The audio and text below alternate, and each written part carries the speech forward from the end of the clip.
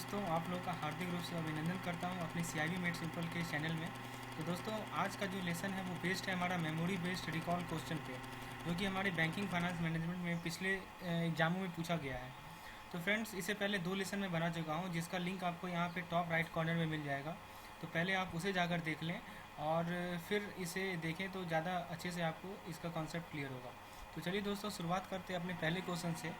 अपना पहला क्वेश्चन है, इसमें पूछा गया है कि नेट इंटरेस्ट इनकम जो है वो किस फॉर्मूले से कैलकुलेट किया जाता है। यहाँ पे देखिए 4 ऑप्शन दिखेंगे आपको।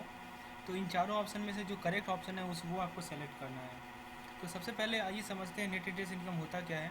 तो देखिए यहाँ पे नेट इंटरेस्ट इनकम के बारे में समझाया गया है कि वोलेटिलिटी पे जो इम्पैक्ट होता है, ठीक है, जो कि शॉर्ट टर्म प्रॉफिट पे जो जो वोलेटिलिटी का जो इम्पैक्ट होता है शॉर्ट टर्म प्रॉफिट पे, वो हमारा नेट इंटरेस्ट इनकम मेजर करता है। और इसका जो फॉर्मूला होता है वो होता है interest income minus interest expenditure. बहुत सिंपल सा फॉर्मूला है। इनकम बराबर इंटरेस्ट, नेट इंटरेस्ट इनकम बराबर interest income minus interest expenditure. तो जरा ऑप्शन को देखिए यहाँ पे। पहला ऑप्शन कर रहा है interest income minus total expense, तो ये बिल्कुल गलत है। दूसरा ऑप्शन कर रहा है total income minus interest expense, ये भी गलत है। तीसरा ऑप्शन जरा देखिए ठीक से, ये कर रहा है interest income minus interest expenses, तो ये बिल्कुल सही है। तो दोस्तों, इस क्वेश्चन का जो करेक्ट आंसर होगा वो होगा हमारा ऑप्शन नंबर सी, क्योंकि यहाँ पे देख सकते हैं आप लोग एक्सपेंडिचर बोलिए या एक्सपेंस बोलिए, बात तो बराबर है। चलिए आगे बढ़ते हैं हम लोग अपने सेकंड क्वेश्चन पे। सेकंड क्वेश्चन में देखिए, पहला क्वेश्चन में पूछा गया था नेट इंटरेस्ट इनकम, अब पूछा गया है नेट इंटरेस्ट मार्जिन, शॉर्ट में से हम लोग एनआईएम कहते हैं। तो इसमें पूछा गया है कि नेट इंटरेस्ट मार्जिन को किस फॉर्मूले से कैलकुलेट करते हैं। यहाँ पे 4 फार्मूला दी गई है, इनमें से एक फार्मूला करेक्ट है, आपको वो करेक्ट फार्मूला चूज़ करना है। तो आइए ज़रा नेट इंटरेस्ट मार्जिन के बारे में समझें। देखिए नेट इंटरेस्ट मार्जिन क्या होता है कि एनआईआई को कंपेयर करते हैं एवरेज टोटल एसेट से, तो हमें मिलता है नेट इंटरेस्ट मार्जिन। यानी कि एनआईआई यानी कि नेट इंटरेस्ट इनकम को हम लोग नॉमिनेटर में लिखेंगे और एवरेज टोटल एसेट को हम लोग डिनोमिनेटर में लिखेंगे और फिर दोनों को डिवाइड करेंगे, तो हमें क्या मिलेगा, नेट इंटरेस्ट मार्जिन मिलेगा। तो दोस्तों जरा ऑप्शन को देखिए। पहला ऑप्शन कर रहा है net interest income by average total liability, तो लायबिलिटी तो था नहीं दोस्तों, ये तो ऑप्शन बिल्कुल गलत है। बी ऑप्शन को देखिए, net interest income by average total asset, तो दोस्तों यही तो था, ये जरा फिर से देखिए, net interest income by average total asset, तो इसका करेक्ट आंसर हो जाएगा option number B, net interest income by average total asset. C तो होगा नहीं, टोटल इंटरेस्ट इनकम से कोई मतलब ही नहीं है, ठीक है। और डी में कह रहा है टोटल यहाँ पे लायबिलिटी है, तो ये भी गलत है। तो आप लोग ध्यान रखेंगे कि नेट इंटरेस्ट मार्जिन का जो फॉर्मूला होता है वो होता है net interest income by average total asset. चलिए थर्ड क्वेश्चन पे देखते हैं हम लोग। थर्ड क्वेश्चन में क्या पूछा गया है। थर्ड क्वेश्चन में पूछा गया इकोनॉमिक इक्विटी रेशियो का। इकोनॉमिक इक्विटी रेशियो को यूज करते हैं हम लोग किसी बैंक के सस्टेनेंस कैपेसिटी को मेज़र करने के लिए, एक्सेस करने के लिए। तो दोस्तों यहाँ पूछा गया है कि इसको किस फॉर्मूले से कैलकुलेट करते हैं। तो आइए ज़रा इकोनॉमिक इक्विटी रेशियो का फॉर्मूला देखते हैं। इसका जो फॉर्मूला है वो है शेयर होल्डर का fund divided by total asset, यानी कि शेयर होल्डर के फंड को नॉमिनेटर में लिखेंगे और टोटल एसेट को डिनोमिनेटर में लिखेंगे। तो दोस्तों जरा देखिए ऑप्शन को, जरा देखिए। पहला ऑप्शन कर रहा है net interest income bye share holder fund, गलत है। बी ऑप्शन कर रहा है total income by share holder fund, ये भी गलत है। सी ऑप्शन कर रहा है share holder fund by total asset and liability, ये भी गलत है। जो डी ऑप्शन है हमारा share holder fund by total asset, ये हमारा सही है। यहाँ देख सकते हैं share holder fund by total asset, यही हमारा करेक्ट आंसर है। तो इसका करेक्ट आंसर हो जाएगा ऑप्शन नंबर डी, यानी कि share holder fund divided by total asset. चलिए क्वेश्चन नंबर 3 के बाद हम लोग आगे बढ़ते हैं क्वेश्चन नंबर 4 पे। इसमें पूछा गया है कि जो बैंक का जो ट्रेडिंग बुक होता है उसमें उसमें जो आइटम्स होते हैं वो किस रिस्क से सब्जेक्टेड होते हैं, मतलब उन पर कौन सा रिस्क का प्रभाव पड़ता है, ये पूछा गया है। तो दोस्तों ट्रेडिंग बुक के बारे में, बैंकिंग बुक के बारे में मैंने डिटेल में एक्सप्लेनेशन दिया था अपने लेसन में, जिस लेसन को आप जरूर देखें जिसका लिंक आपको डिस्क्रिप्शन में मिल जाएगा। तो दोस्तों पूछा गया है कि बैंक का ट्रेडिंग बुक का जो आइटम होता है वो किस रिस्क से प्रभावित होता है। ऑप्शन ए है कंसंट्रेशन रिस्क, बी है फंडिंग रिस्क, सी है मार्केट रिस्क और डी है हमारा क्रेडिट रिस्क। तो दोस्तों ये जो पोर्शन है, ये जो मैं स्नैप आप लोगों के सामने प्रस्तुत कर रहा हूँ, ये जो स्नैप है वो मेरे जो लेक्चर है उसका पार्ट है। तो दोस्तों मैंने वहाँ पे डिटेल में समझाया है, अभी मैं आप लोगों को शॉर्ट में समझाता हूँ। देखिए ट्रेडिंग बुक के अंदर जितना भी मार्केटेबल एसेट होते हैं, जैसे फिक्स इनकम सिक्योरिटी हुआ, फॉरेन एक्सचेंज होल्डिंग हुआ या कमोडिटीज़ हुआ, ये सभी के सभी आते हैं। और ट्रेडिंग बुक जो है वो सब्जेक्टेड होता है adverse movement in market price पे, इसीलिए इसे मार्केट रिस्क भी कहते हैं। तो दोस्तों ट्रेडिंग बुक किससे एडवर्सली अफेक्टेड होता है, मार्केट रिस्क से। तो यही तो पूछा गया है कि जो ट्रेडिंग बुक के अंदर जो आइटम होते हैं वो किस रिस्क से प्रभावित होते हैं। तो इसका करेक्ट आंसर हो जाएगा ऑप्शन नंबर सी, यानी कि मार्केट रिस्क।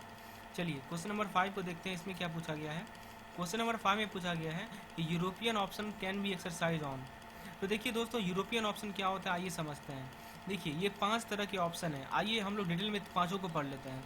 और ये भी पार्ट जो है मैं अपने लेक्चर का एक हिस्सा है जिसको मैंने पूरी डिटेल में समझाया है, उसका आप लोगों के साथ स्नैप प्रोड्यूस कर रहा हूँ, स्नैप आप लोगों के सामने प्रस्तुत कर रहा हूँ। तो दोस्तों अमेरिकन ऑप्शन देखिए क्या होता है, वैसा ऑप्शन जिसे हम लोग एक्सपायरी से पहले कभी भी एक्सरसाइज कर सकते हैं। यूरोपियन ऑप्शन क्या होता है, जिस ऑप्शन को केवल मैच्योरिटी पे एक्सरसाइज किया जा सकता है। प्लान्ड वेनिला ऑप्शन क्या होता है, ये एक ऐसा ऑप्शन होता है इसमें कोई कंडीशन नहीं होता है। जीरो कॉस्ट ऑप्शन क्या होता है, इसमें कोई प्रीमियम नहीं होता है। और एम्बेडेड ऑप्शन क्या होता है कि बॉन्ड होल्डर को ऑप्शन दिया जाता है कि वो डेब्ट को इक्विटी में कन्वर्ट करे। तो दोस्तों यहाँ पे पूछा गया है यूरोपियन ऑप्शन के बारे में, आइए ऑप्शन को देखते हैं। Any day at the option of the buyer और on before the expiry of the option. तो ऑप्शन नंबर ए तो बिल्कुल गलत है। ऑप्शन नंबर ए हमारा अमेरिकन ऑप्शन है, अभी हम लोगों ने देखा है। ऑप्शन नंबर बी में पूछा गया है on the expiry of the option. तो दोस्तों ये बिल्कुल करेक्ट आंसर है। हमने देखा है कि जो यूरोपियन ऑप्शन होता है उसे हम लोग एक्सरसाइज कर सकते हैं कब, जब मैच्योरिटी हो जाता है ऑप्शन का। जब मैच्योरिटी कब होगा, जब ऑप्शन एक्सपायर करेगा तभी तो होगा। तो इस क्वेश्चन का जो करेक्ट आंसर है वो है ऑप्शन नंबर बी। चलिए आगे बढ़ते हैं हम लोग 6 नंबर क्वेश्चन पे आते हैं। 6 नंबर क्वेश्चन में पूछा गया है risk of having to compensate for non receipt of expected cash flow by a bank is called. आइए इस क्वेश्चन को हम लोग पहले समझते हैं क्या कह रहा है। देखिए दोस्तों एक टाइम रिस्क होता है, आइए इसे पढ़िए क्या कह रहा है। Inability of the bank to converts it asset और security to cash at appropriate time due to non receipt of expected inflow of fund. देखिए हुआ क्या कि बैंक के पास एक एसेट है, जो लोन है वो बैंक का एसेट है, लेकिन बैंक जो है वो असमर्थ हुई। किस चीज़ में असमर्थ हुई कि उस एसेट को, वो जो लोन था उसे वो कैश में कन्वर्ट नहीं कर पाई सही समय पे, अप्रोप्रिएट टाइम पे नहीं कन्वर्ट कर पाई। क्यों नहीं कर पाई, क्योंकि उसे जो फंड मिला ही नहीं समय समय पे। यानी कि जिसने लोन लिया था, जो बोरोवर था, उसने लोन को चुकाया ही, लोन के पैसे को चुकाया ही नहीं। तो ये जो इनेबिलिटी है, ये जो असमर्थता है बैंक का, इसके कारण जो रिस्क होता है उसे हम लोग क्या कहते हैं, टाइम रिस्क कहते हैं।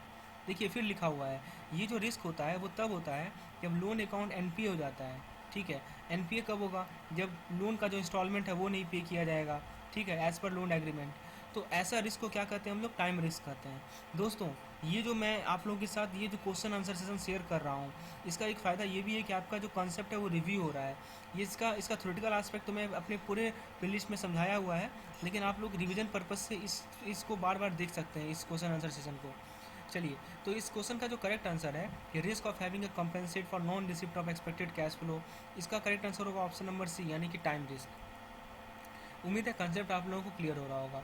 आगे बढ़ते हैं हम लोग, क्वेश्चन नंबर 7 में आते हैं। Crystallisation of contingent liability in a bank is called. तो देखिए दोस्तों इसे समझते हैं।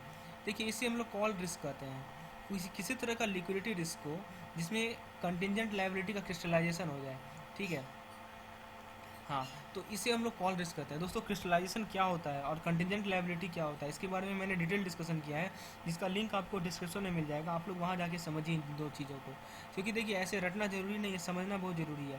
तो अभी तो मेरे पास समय नहीं है उतना कि मैं आप लोगों को क्रिस्टलाइजेशन और कंटिजेंट लायबिलिटी को समझाऊँ, लेकिन मेरी जो वीडियो है उसमें मैंने डिटेल में समझाया है, जो मेरा थ्योरेटिकल पोर्शन वाला वीडियो है, तो आप लोग वहाँ जाके देख सकते हैं। चलिए आगे बढ़ते हैं हम लोग, क्वेश्चन नंबर 8 में देखते हैं। क्वेश्चन नंबर 8 में पूछा गया है कि यदि मान लीजिए पर एनम वोलेटिलिटी है वो 25% है और trading number of trading day per annum है 252, तो पर डे का वोलेटिलिटी पूछा गया है। दोस्तों आपके साथ जो मैं क्वेश्चन शेयर कर रहा हूँ ये प्रीवियस ईयर क्वेश्चन है, ये बहुत ही महत्वपूर्ण क्वेश्चन है। इससे यदि आप इसे सॉल्व कर रहे हैं तो समझिए कि आप सही डायरेक्शन में हैं, आप सही चीज़ों को समझ रहे हैं। तो यहाँ पे क्वेश्चन पूछा गया है कि पर एनम यानी कि साल में जो वोलेटिलिटी है वो 25% है और साल में जो ट्रेडिंग डे है वो है 252 दिन, तो पर दिन का वोलेटिलिटी क्या होगा। तो आइए देखते हैं, इसे समझते हैं। देखिए डेली वोलेटिलिटी को हम लोग वीकली या मंथली वोलेटिलिटी में कैसे कन्वर्ट करते हैं। तो डेली वोलेटिलिटी को हम लोग √T से मल्टीप्लाई करते हैं। जैसे देखिए यहाँ एक क्वेश्चन है, डेली वोलेटिलिटी दिया हुआ है 3%, तो मंथली वोलेटिलिटी क्या होगा।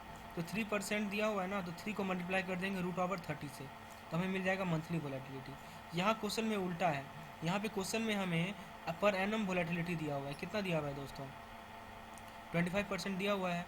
ठीक है, और हमसे क्या पूछा गया है, डेली वोलेटिलिटी पूछा गया है। ठीक है, तो देखिए सिंपल सी बात है, डेली वोलेटिलिटी की जगह आप लोग स्पेस छोड़िएगा और इनटू रूट के अंदर आप लोग 252 डेज लिखिएगा। ठीक है, और मंथली वोलेटिलिटी की जगह आप लोग एनम वाला वोलेटिलिटी लिखिएगा, यानी कि 25% लिखिएगा। यानी कि बेसिकली लेफ्ट साइड में क्या होगा, 25% होगा और राइट साइड में क्या होगा, 252 का रूट होगा। और आप लोगों को यदि बेसिक जानकारी है तो 252 का रूट आप लोग आसानी से निकाल सकते हैं। 16 का 256 होता है, मतलब 15 पॉइंट समथिंग समथिंग आएगा, तो आप लोग आसानी से उसे कैलकुलेट कर सकते हैं। तो दोस्तों इस क्वेश्चन का जो करेक्ट आंसर है वो आप कमेंट सेक्शन में लिख के बताइए मुझे, ठीक है। वो देखते हैं आप लोग, ये मैंने यहाँ पे मैं हिंट दे दिया हूँ आप लोगों को, तो आप लोग इसे खुद से एक्सरसाइज कीजिए। मैं यहाँ पे आप लोगों के लिए क्वेश्चन भी सॉल्व करके समझा दिया हूँ, तो आप लोग खुद से इस क्वेश्चन को सॉल्व कीजिए और कमेंट सेक्शन में बताइए कि इसका क्या क्या करेक्ट आंसर है। देखते हैं आप लोग भी कितने जागरूक हैं इस लेसन के प्रति। चलिए आगे बढ़ते हैं हम लोग क्वेश्चन नंबर 9 में। इसमें पूछा गया है कोई बैंक है जिसके पास 500 करोड़ का लायबिलिटी है और किस रेट से है, 7% पे है, 1 साल का मैच्योरिटी पे, और वो फंड कर रही है 500 करोड़ का एसेट को 9% के रेट से, 2 ईयर का मैच्योरिटी है। तो बैंक किस तरह के रिस्क से एक्सपोज है, तो आइए इसे समझते हैं। देखिए एक गैप होता है, रिस्क होता है या मिसमैच रिस्क होता है। इसमें क्या होता है कि जो एसेट और लायबिलिटी बैंक होल्ड कर रही होती है उसका प्रिंसिपल अमाउंट भी अलग होता है, मैच्योरिटी डेट भी अलग होता है और रिप्राइसिंग डेट भी अलग होता है। यहाँ देखिए सब कुछ अलग अलग है। यहाँ देखिए यहाँ 500 करोड़ है, यहाँ भी 500 करोड़ है, ये तो सही है। लेकिन देखिए रेट ऑफ इंटरेस्ट यहाँ 7% है या 9% है, यहाँ पे टाइम 1 साल का है, यहाँ 2 साल का है। तो यही जो रिस्क है ना इस तरह का, जिसमें principal amount, maturity date, repricing date सब का सब अलग हो हमारे एसेट और लायबिलिटी का, तो उस केस में हमारा गैप या मिसमैच रिस्क आता है, ठीक है। तो यहाँ पे देखिए एक एग्जांपल से समझाया भी गया है, सेम एग्जांपल है, ठीक है, जिसे आप लोग एक बार पढ़ लीजिए, इससे समझ में आ जाएगा। तो इस क्वेश्चन में जो करेक्ट आंसर होगा वो हमारा ऑप्शन नंबर ए यानी कि गैप रिस्क। चलिए इस सेशन का लास्ट क्वेश्चन पे आते हैं हम लोग, क्वेश्चन नंबर 10 पे आते हैं। 10 नंबर क्वेश्चन में पूछा गया है कि आरबीआई ने real time gross settlement RTGS को क्यों लाया था, किस रिस्क को मिटिगेट करने के लिए। मिटिगेशन आप लोग समझते होंगे, कम करना, कम करने को मिटिगेट कहते हैं। तो आरबीआई ने जो आरटीजीएस सिस्टम लाया था उसका जो बेसिक प्रिंसिपल था वो करना था क्या, उसको सेटलमेंट रिस्क को मिटिगेट करना था। कौन से रिस्क को, सेटलमेंट रिस्क को। तो इस क्वेश्चन का करेक्ट आंसर हो जाएगा ऑप्शन नंबर बी यानी कि सेटलमेंट रिस्क। तो दोस्तों आपको जो मैंने बताया कि कमेंट सेक्शन में उस क्वेश्चन का आंसर दीजिए तो ज़रूर दीजिएगा, ये मुझे मोटिवेट करेगा कि हाँ आप लोग भी जागरूक हैं और आपको भी चीज़ें समझ में आ रही हैं।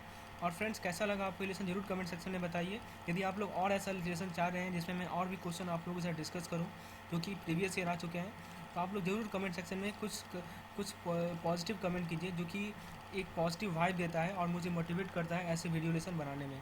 तो दोस्तों लाइक ज़रूर करें और चैनल को सब्सक्राइब करें और भी दोस्तों के साथ शेयर करें। धन्यवाद।